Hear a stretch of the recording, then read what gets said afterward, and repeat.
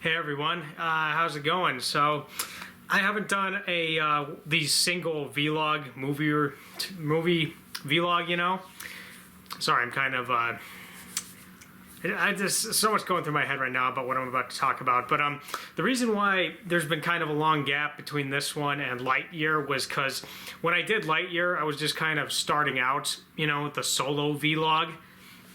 I mean, it was an okay start, I guess. In hindsight, I just wanted to do something better, and I probably promised other solo vlogs in that video. I know I did. I just didn't quite feel confident at the time about doing another one, and now I am, because the movie I want to talk about today, it's kind of a strange one, but I kind of liked it. I just got back from seeing it, and it was M. Night Shyamalan's Knock at the Cabin. And this is kind of a strange one because I kind of liked this movie, but when I think about it, it's just kind of a weird movie to me. Like, not in a shocking kind of weird or just the kind of movie where you're like, it's weird, but there's something kind of charming about it. No, this was like so bizarre what I just saw with Knock at the Cabin. But before we get into that, I want to sort of talk about the previews, because there were like 5 previews in front of this movie, and they weren't really all that impressive, to say the least, so I'll get into that.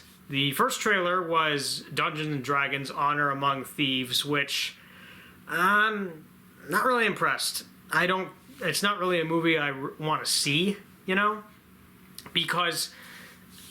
Okay, let me describe it. It's basically Chris Pine and some other recognizable actors like Justice Smith and then Michelle Rodriguez, I believe, and they're going on this like adventure that involves, dragons, goblins, whatever fantasy creatures you can think of. It's almost like they were playing Dungeons and Dragons and they're like, okay, let's write a script based around our adventure and whatnot, And so I don't know, the more trailers I see for it or ads, I'm like, it just looks like the actors are LARPing, and this doesn't really look like a legit fantasy movie I'd want to watch, So I don't think it'll be very good, and I don't know, I guess really I'm just not into Dungeons and Dragons, so I'll leave that one for the fans, and see what they have to say about it. And then there was a trailer for 80 for Brady, which is that Super Bowl tie-in movie, because I think it is, I'm like, yeah, that's not my movie, not worth my time. And then there was only like one horror movie trailer in front of this, because the other 2 trailers were cheese fests. I'll get into that. There was Evil Dead Rise, which is the 5th film in the franchise.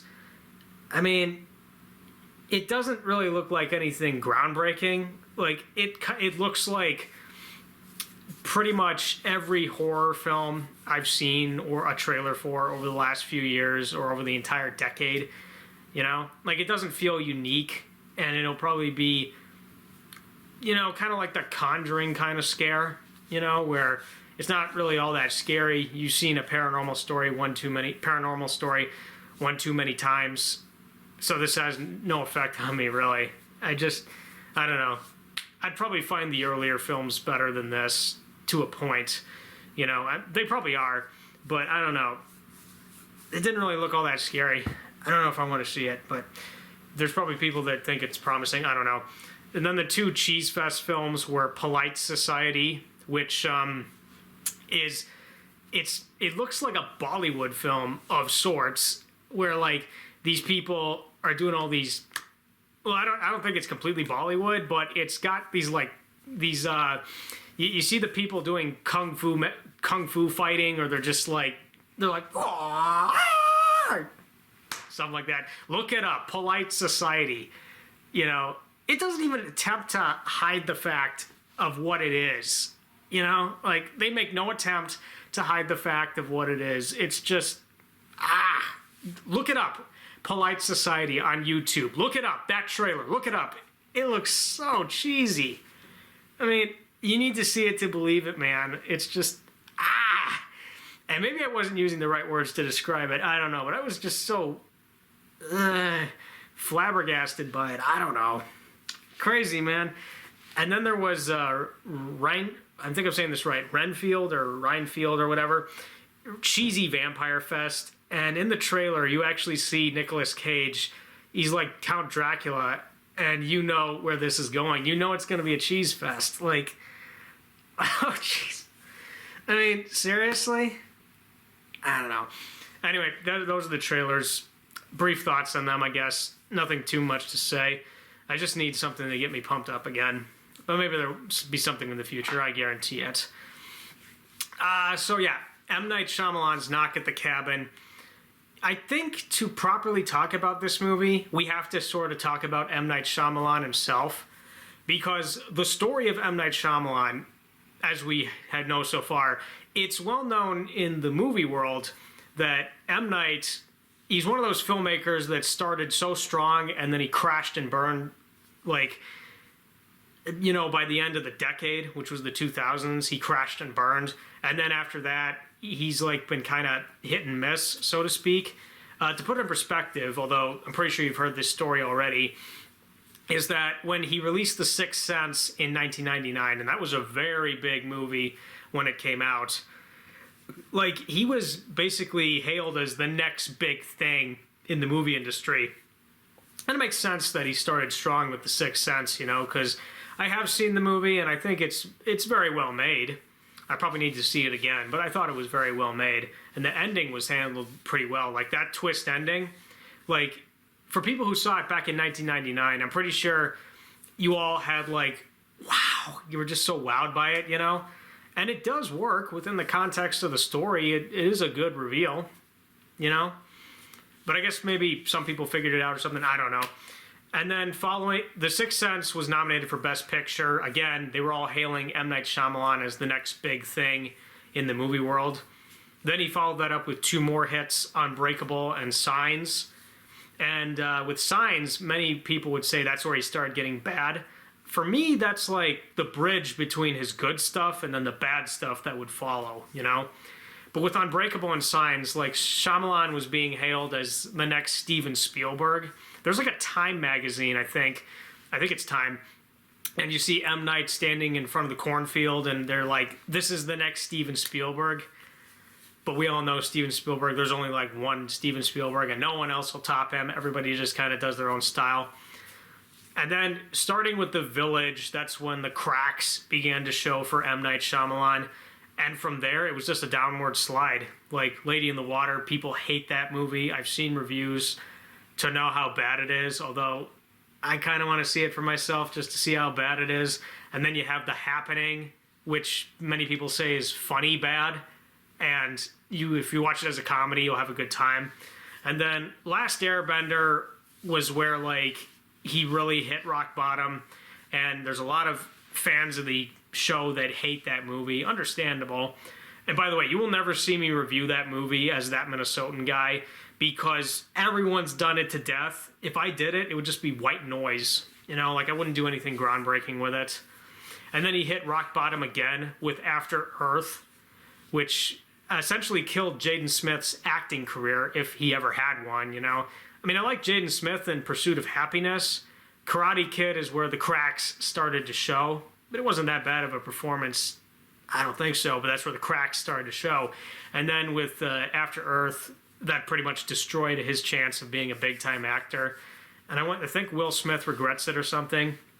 And then following from that, M. Night had a series of, like, ups and downs, so to speak. Like, people thought The Visit was a decent comeback. Other people thought Split was the big comeback, which I actually like Split. And then there was Glass, which I didn't mind too much, although I need to see that movie again. And then there was Old, which I felt like that could have been done differently, you know? Like, it's almost with, okay, to go into Old for a bit, with M. Night, like, he could have done something more thought-provoking with it, but he decided not to.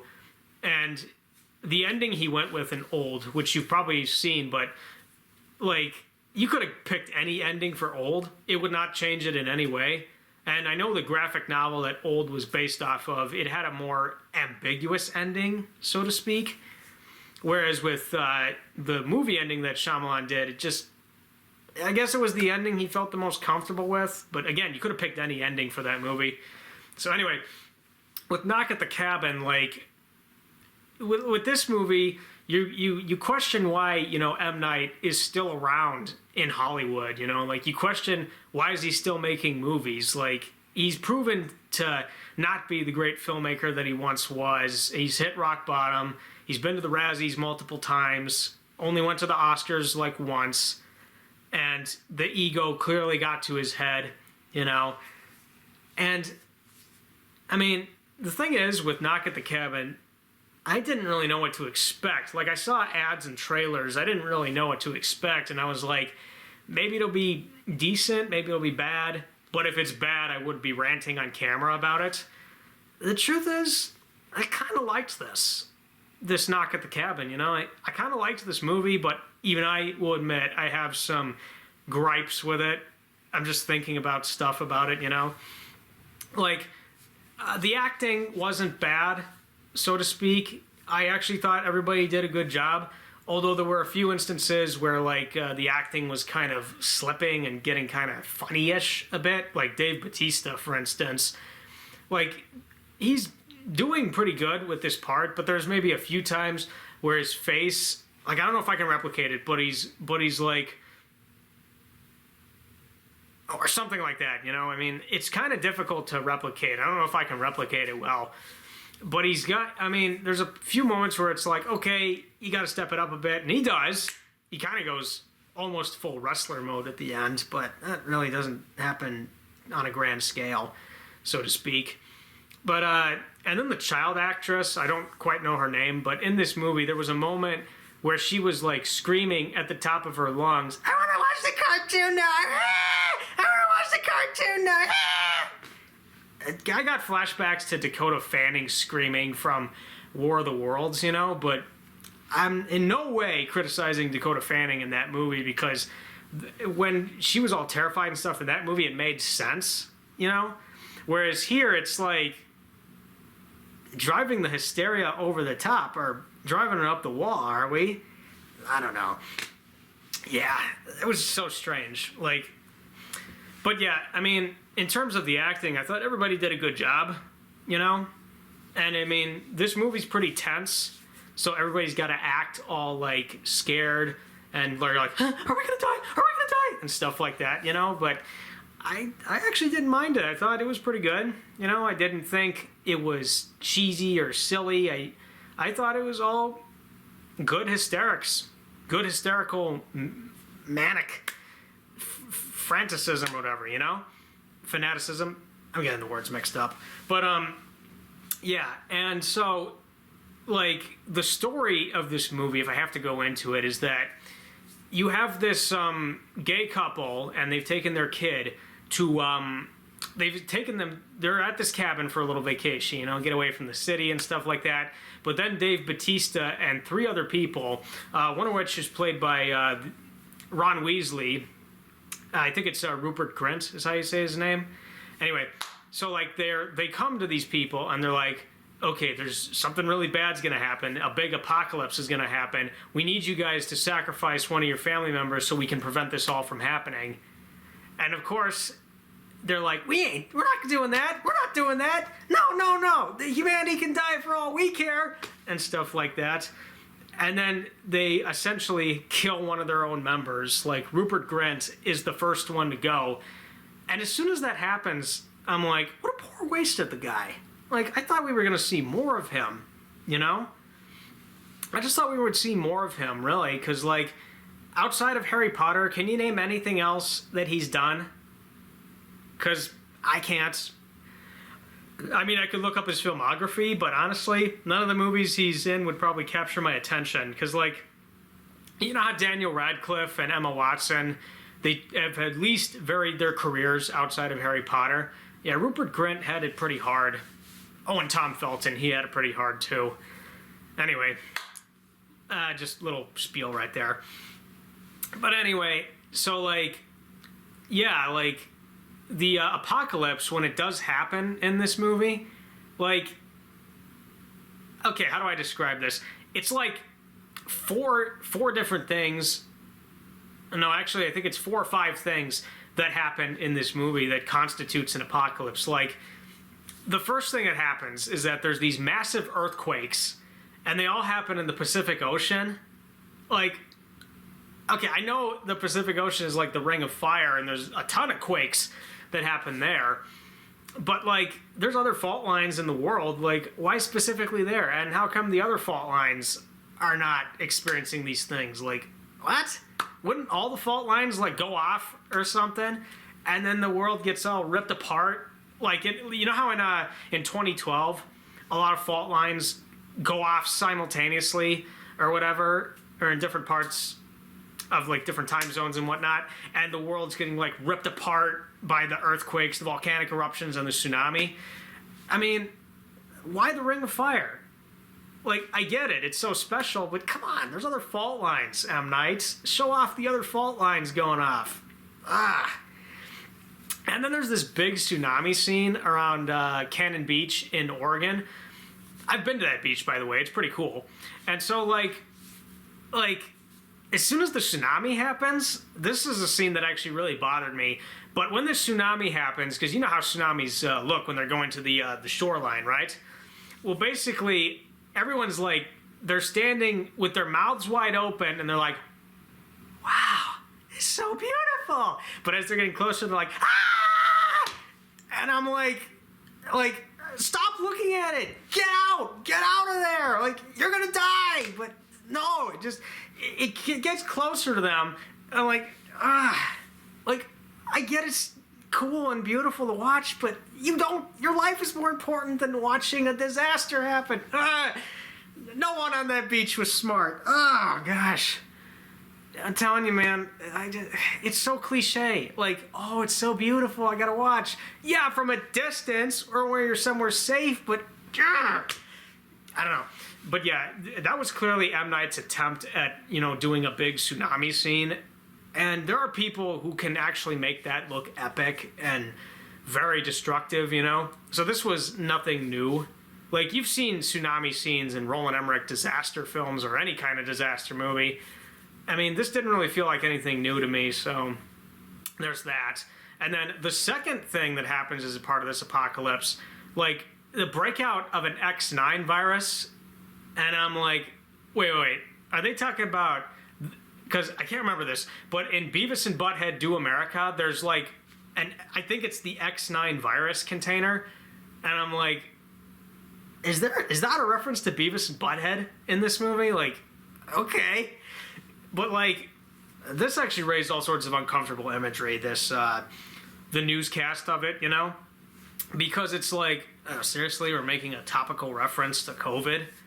I mean, just, yeah, I don't think that was needed. You could have picked something else, really. And then the next part that happens in this apocalypse is, like, the planes all start falling down from the sky, and they're blowing up, and stuff like that. And then there's, like, lightning coming down, there's, like, fire, and there's, like, big dark clouds or something like that. I'm like, okay. Because, like, I don't know if it's very clear to me what this apocalypse is supposed to be. Like, is it supernatural? It probably is. Or is it just, like, is this supposed to be, and this might sound crazy in the context of this movie with how the apocalypse is going down, and maybe it is supernatural, but is this supposed to be, like, God testing humanity? And then for some reason, he picks these 3 people out in the cabin to do this test. Like, wouldn't you want to test all of humanity instead of just 3 people, along with Dave Bautista and his cronies? I'm like, wouldn't you want to test all of humanity? Just, I don't know, works in mysterious ways, stuff like that. It's really strange. Because, like, when all the earthquakes are happening around the Pacific Ocean, I'm like, but that's, like, so typical. That's nothing new, And then, I don't know. But I guess really, like M. Night was trying to do something symbolic to a point, you know? And the big reveal of this movie, which I think counts as the twist, is that Dave Bautista and his buddies, they're supposed to be like the four horsemen of the apocalypse. As soon as they reveal this, I'm like, what? But I figured that out. Like, you will easily figure this out, you know? And I thought it was supposed to be symbolic, not literal. Like, is it supposed to be literal? Is it supposed to be symbolic? I don't know. There's nothing very clear about this. But I guess it, you know, ambiguity doesn't hurt. But I'm like, is this really ambiguous or is it very literal? Because trust me, this is not a thinking person's movie. You will easily figure this out. And I know I'm harping on all of this, but I mean, what prevents me from truly hating this movie is that its tone was very tense without getting too intense. So I thought the tone was about right. I thought that the acting was very well done from everybody involved, you know? And I mean, it was very simple. This wasn't an overly complicated movie, but there is a ton of stuff where you'll be like, wait, what? Or just, you just think about this stuff too much, and I think it really hurts the movie for what it's worth. But, what else do I want to talk about? Oh, yeah. So, like, there's nothing really remarkable about, you know, a lot of the death scenes, because Dave Bautista and his buddies, they all die in this movie. Spoilers, they all die. But, like, I mean, the thing is like, they can prevent these apocalyptic things from happening. All they have to do is just sacrifice one of these people. That's all they have to do. But they don't do it because they want to follow the rules. I'm like, ugh. You guys are about as dumb as the aliens from Signs, you know? You're about as dumb as the aliens from Signs, because like the aliens from Signs invade Earth, but they don't come prepared, and their plan is completely botched up, and then they're like, we're getting out of here. I mean, again, they could have easily just killed one of these people, and then none of the stuff would have happened. But no, we gotta follow the rules. We gotta follow our roles as the four horsemen of the apocalypse or whatever. And like, I'm not hating on this movie. It's just, when you think about it, it's just. But that's kind of the thing with M. Night's movies, is that they fall apart when exposed to logic. And yeah, there wasn't anything unique about the death scenes, and I probably already said that, but there wasn't anything special about them. I didn't think they were all that great. And the way they actually kill off Dave Bautista's character, Leonard, like, I don't know if this is intentional or not, but it actually rips off the ending of Outlast 2. You know? At the end of Outlast 2, like, Sullivan Noth, who's the leader of the cult in that game, he's, like, sitting at one of the church benches, and he's telling the main character, you gotta do this to save the world. And then he goes on his little speech, and then he, like, slits his throat like this, and he dies. The same thing happens with Dave Bautista's character, and I'm like, M. Night, did you look up a walkthrough of Outlast 2 on YouTube and was like, I want to do that ending? Or did you play the game? Maybe he doesn't. I don't know. Yeah, so there's that. And then, there's the other thing I kind of wanted to talk about, and I'm kind of running out of stuff to talk about here because this is just a quick reaction, first reaction, you know? In fact, all the vlogs that I've shot with Tony and, you know, me doing this, they're all first reactions and stuff. I obviously need to expand upon them if I feel like doing a review or something. But actually, a lot of the scenes featuring the gay characters in this movie, like, they didn't feel unique. They didn't feel groundbreaking. They all felt kind of, you know, stereotypical or just, like, typical. And I'm pretty sure people can relate to it. There's people that are going to relate to it, but I just didn't think it's anything new, you know? Like, there's a scene where they're sitting in a kitchen or something, and the parents of one of them, like, they know that these two are together, and they're all silent, and they don't know what to say, you know? And I'm like, oh geez, we've seen that before in other things, you know? Like, we've seen it in other movies. It's nothing new. And then there's that scene where there's a homophobic man in a bar, and he, like, attacks them, you know, homophobic attack, and then one of them goes out and buys a gun, for self-protection or self-defense, you know? And you could almost hear the character after he picks up the pistol. Like, he could have just said, 12 gauge, auto loader, the 45 long side with laser sighting, phased plasma rifle in the 40-watt range, the Uzi 9mm, and then the gun owner's like, which will it be? And then all. And he's like, oh, I'll close early today. Well, there's a 7-day wait on the handguns, but the rifles you can take right now. Like, ugh, you can make a Terminator reference in that. Have a Terminator show up or something. Oh my gosh. Yeah. I mean, it's like, okay. And then they make a bunch of references to how they're like discriminated against, you know, and I'm like, okay, but I've heard that like multiple times. You know, like so much of the dialogue in this movie didn't really feel unique or groundbreaking, you know? It felt like stuff you've heard before or things you may have seen before or something like that, you know? I don't know, it's like, I mean, but I guess that's M. Night's thing. He can't come up with anything groundbreaking to save his life or something like that. Maybe that's the deal or whatever. I don't know. But like, yeah. And another thing that really bothered me in this movie was some of the cinematography, actually.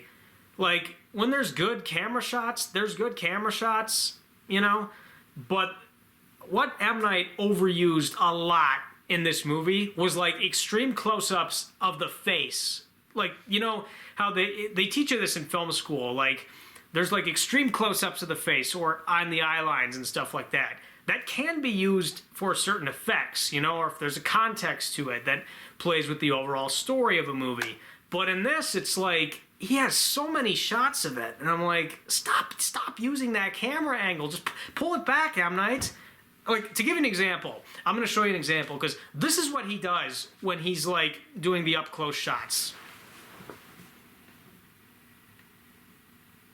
He's like this, you know, and it doesn't get to the point where it, like, gets in front of the eyes, you know, but there's a few moments where, like, it's slowly moving like this.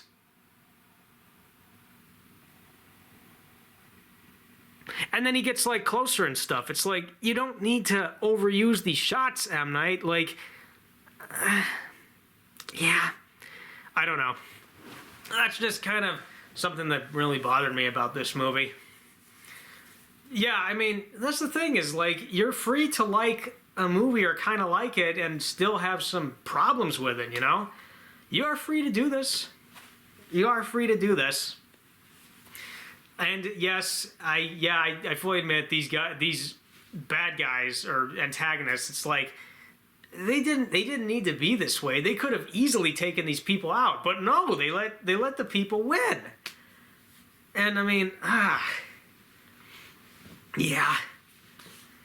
I mean, and the thing is about this movie is like, it's not really scary, so to speak, but as a thriller, it works, but it's not scary.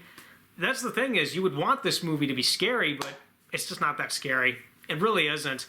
And I was expecting, like, jump scares, and maybe there are, but they're not very strong, so to speak. They're just like, you know, something. Whatever that means. And the other thing I was really questioning about this movie was, back in 2013... Noah Antweiler's Spoonie, he had a reaction video to After Earth called After Earth: The Aftermath with his brother Miles Antweiler. It's amazing. You need to watch that video because he really did not like that, and it's so glorious to watch. One of his best vlogs.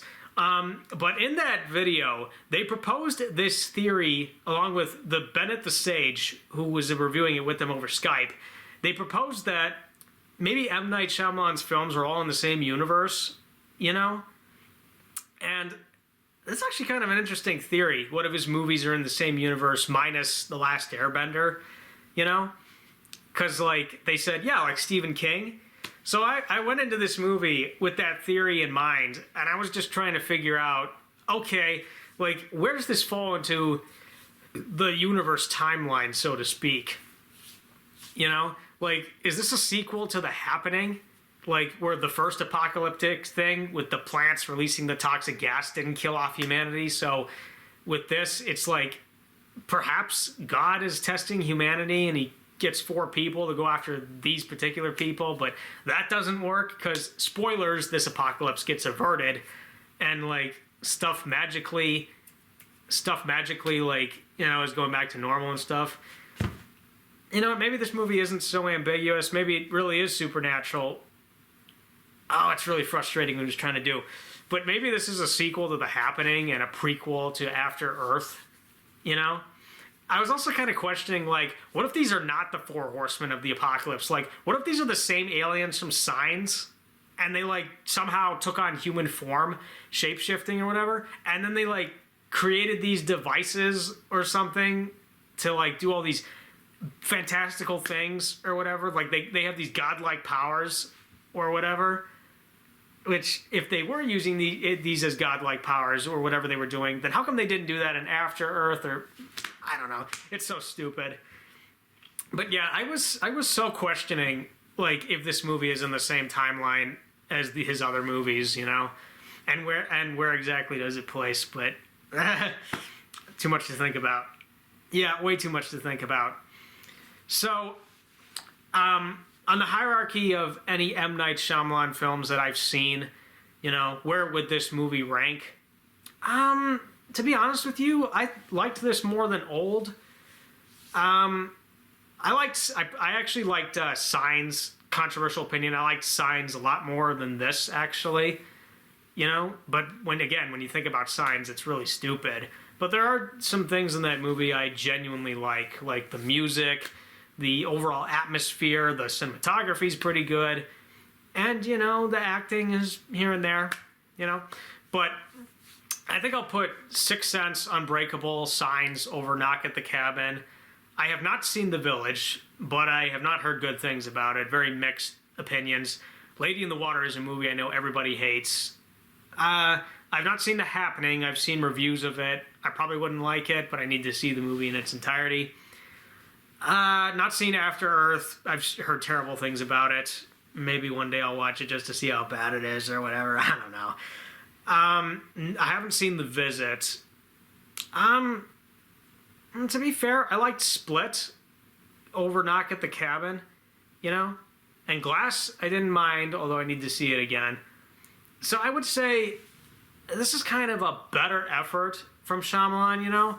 But that's not saying much. Like, this is not a great movie. I don't think this is the worst movie ever made. It's decent, which is why I kind of like it. But there's stuff I will gripe about it, so to speak.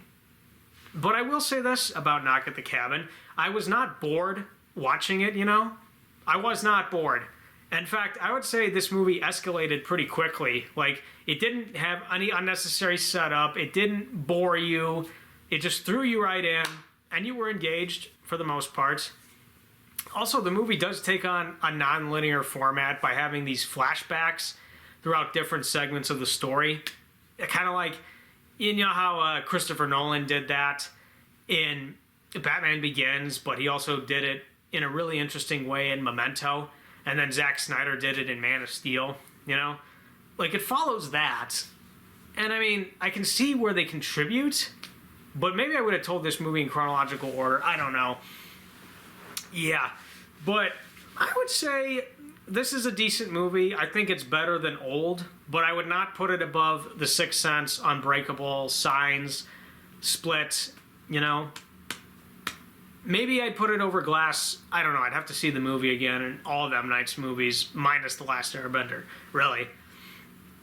But yeah, overall, I think what prevents me from truly disliking this movie is I did like the atmosphere because it felt very similar to Signs. I was actually comparing this movie to Signs. I liked the atmosphere. I liked the tone. I liked the acting, even though it did get a little off. The disaster sequences, they're nothing new, but they are kind of uncomfortable and a little shocking, so to speak. And for the most part, I mean, it was a decent time, you know? And for a thriller, it kind of worked. I wish it was scarier, but, you know, yeah. So, I would say if you're gonna go see this, like if you're an M Night completionist, definitely go see this. If you were thinking of this would be something a little more, you probably will be disappointed. You know, or if you really don't like M Night Shyamalan, you'll probably dislike this movie. But I mean, you know, it's a decent movie. I kind of like it, but again, the more I think about it, the more it just falls apart.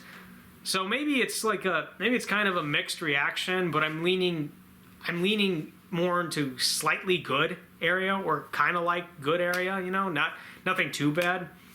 But this is not the worst movie I've ever seen. This is a decent thriller. You know, and if you do go see it.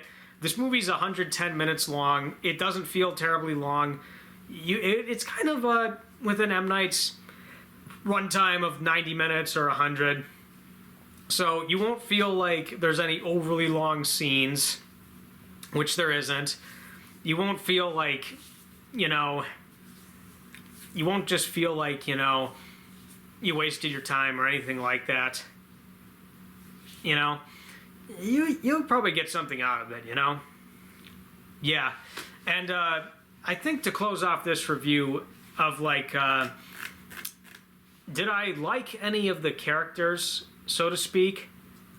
I mean, to be fair, I don't think I overly liked any of these characters. And maybe if I'm coming off as repeating, I don't know if I am.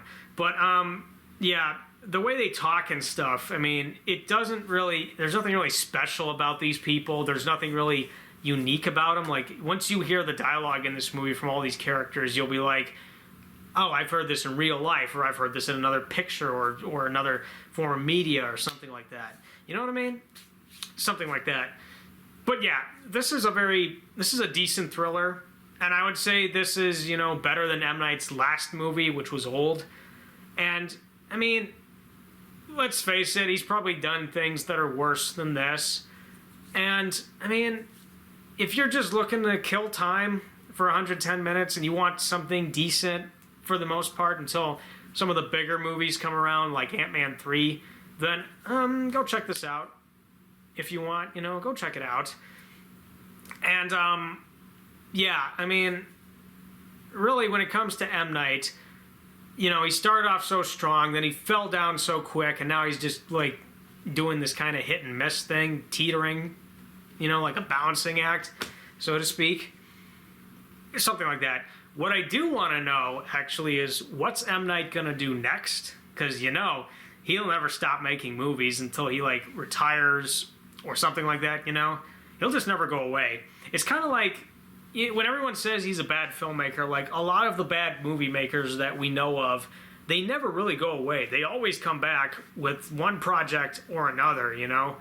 They always come back. I'm not joking when I say this. They always come back. So M. Night's definitely going to come back in the future with something else to a point, you know? He'll come back with something else. But yeah, there you have it, folks. That's my first reaction to seeing Knock at the Cabin.